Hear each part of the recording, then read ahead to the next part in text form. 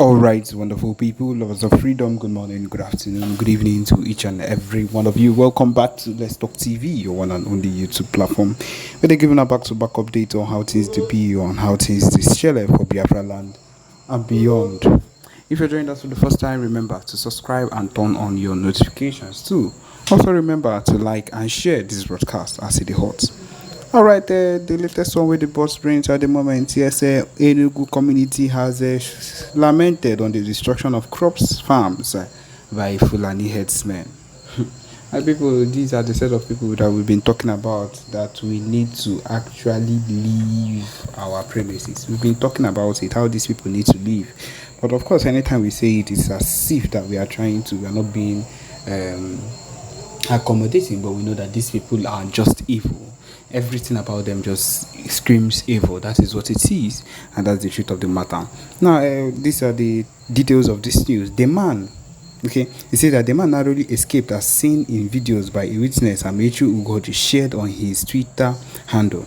He's a resident of Eziama Agobu Owa in Ezagu local government area of Enugu state were thrown into chaos on Tuesday when herdsmen abducted a man and his wife and son while they were collecting firewood in the bush. The man narrowly escaped, as seen in videos by a witness, Amechi Ugoji. A community leader who spoke in the video expressed distress over the incident, highlighting the ongoing issue of cattle destroying their crops and agricultural farms. He appealed to the Enugu state government to intervene and address the alarming rate of farm destruction, seeking protection for their means of livelihood. Of course, this is what we always talk about, that these people need to be cleansed out. But of course, their so-called governor, Mba, will not always do what is needed and is not even in support of anything that concerns Biafra. He does anything he wants and does only what would benefit him. That's just the truth of the matter. The community leaders plea. Okay, rather, the incident has sparked concerns and fear among the agrarian community who rely on their farms for survival. The community leaders' plea for government assistance aims to ensure their safety and the preservation of their agricultural resources.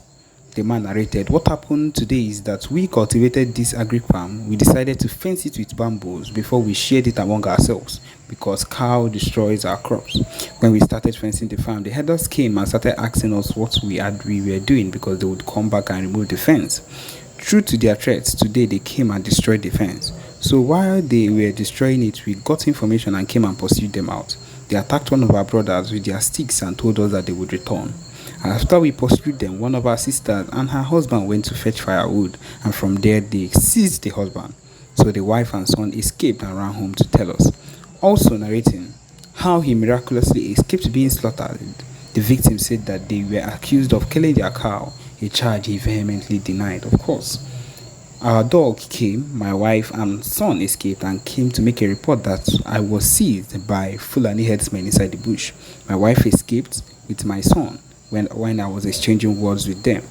Asked them, "Will you kill me and kill my wife? For what offense?" At that point, I didn't know that my family had already escaped to come home and give information on how to rescue me. When the herders discovered that my family had escaped, they apparently sensing danger, they released me. When they released, I was calling my wife and my son, but they were nowhere to be found. That was when I knew that they had escaped. The farm the herders destroyed is located at the place called Agric in Eziama Agobo. And these people are becoming a very big terror to everything that we hold dear. And if we do not take things seriously at this point, it's going to enter another thing and we are going to suffer for it in the nearest future. And that is why we need to do something about it now. And that is why the PM keeps on saying a whole lot of things concerning this set of people, these Fulani people. They are not people you should even be living with or eat with or stay in the same vicinity with, because one day they can decide to wake up and kill you, and their plan, which is and has always been, is to take over everywhere, is to colonize and just to take lands. That is what their aim is, and we will not let them do this. This is not, our land is not for the taking. That is why the Biafra Liberation Army is on a mission to make sure they are cleansed from our land. That is the truth of the matter. We are not going to let them just wake up one day and decide to enter our land to do what they want. No, We are not going to let that. My people, that is just the truth of the matter. We can continue to their freedom, because if we stop fighting, if we stop fighting, my people, then we are letting them know that we are not as serious as we've been. That is just the truth of the matter. Anytime we decide to stop fighting, it will just mean that yes, that we are not as serious as we claim to be. In quotes, it will just be something that they would come out and say. It means that we are not ready for whatever it is that is happening soon. And so, my people, we are not giving up, and that is what these people think they have against us, being ready or looking for where to give up. We are not giving up anytime soon, and that is the truth of the matter. Okay, my people, we have another one in our front right now that we are getting. It says here that 45 has been feared dead. 45 headsmen has been feared dead recently in Benue community, and so it could be. They say 45 has been feared dead in Benue community. My people, see the killings in Sankera axis, particularly Ukum local government area of Benue State, has remained unbeaten because of the issues that have been coming out ever since. He says that, however, unbated, resulting in the killing of about 45 persons in the area. However, the member in the Benue State House of Assembly, representing Ukum State constituency, Ezra Iyongo, said about 20 people lost their lives in the incident. The incident which took place in Bage community of Ukum local government area, and also claimed the lives of a family of 7, left 30 persons with various degrees of injury, while scores have been declared missing in the attack by the people who were working with the members of a militia group in the area in its bid to eliminate another militia group. Daily Independent learned that most of those people that were killed were members of the 2 rival militia gangs. However, while we gathered that about 12,000 farmers who were caught in the crossfire were among the dead, the people of Bage and its environs have been displaced following the killings in the area. A top military brass in Operation OPWS, who would not want his name in print, confirmed the attack and the circumstances surrounding the incident.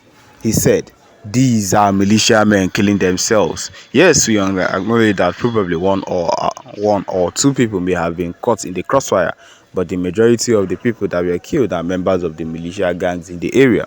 Currently, we are in Kwande and are trying to contain the situation in the area. And as you can see, calm has been restored to the area. We have been able to flush out the headsmen out of Kwande, and I can assure you normalcy will be restored soon. But be that as it may, our troops are in the area, Ukum, to ensure that the attack does not affect innocent people. Meanwhile, the State Commissioner of Police, Emmanuel Adeshina, said more police officers have been deployed to the area to contain the situation. Speaking on the condition of anonymity, a traditional ruler in the area explained that the fight started on recently following a disagreement between one rival gang and the other, who was backed by the herdsmen, over the weekend. He stated that what followed was that another militia gang in the Ukum now went and joined forces with the Fulani militia gang in Taraba to help them eliminate the rival gang in Ukum. The essence was to enable him be the head of the militia in Ukum. Okay, so he said the combined forces of the headsmen and militia gang started moving into the bushes of Bega in their hundreds from Sunday to sack the other rival gang. From what we gathered, over 45 persons were lost, or rather, who were mainly bandits, were lost in the crossfires, and though some farmers were also lost who were caught in the crossfire, over 30 others were injured, while some are also missing. My people, these Fulani people are giving issues to a whole lot of people, not only people that are just wherever they are, but every single person. And these are not the people, and these are the people we wake up and we are saying that in Owerri or Igbo land or in Anambra, wherever it is, that we would wake up and give them a space or an opportunity in our land to stay and go and graze their fowls. Look at the amount of issues they are causing in their own place. Yes, in Benue State. So think about what these people will be able to do in our own state. Think about the mayhem they would cause, allowed and allowed into our land. Already, we already know that they have already been causing a whole lot of issues in our land. Now think about what they will do if we now give them that audacity to enter into our land and do whatever it is they seem that is right for them. My people, it means we are sentencing ourselves to death, which would be the worst thing we could ever do to ourselves.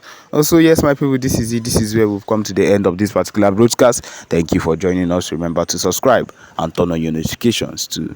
Thank you.